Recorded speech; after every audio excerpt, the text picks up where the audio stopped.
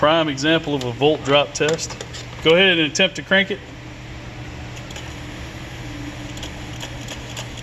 I don't know if you hear that. Click, click, click, click, click. Hear all that? Okay, now, all right, hold up a second.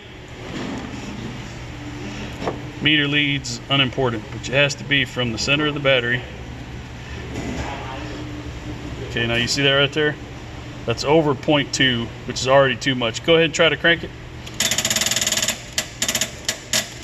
See how it keeps going to 3 and 4 and 5?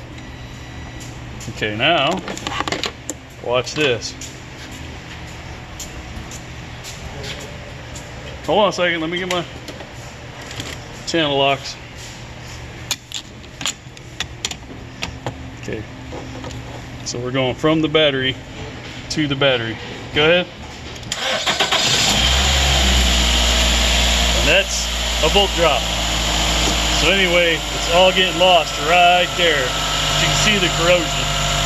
So that's how a volt drop test works.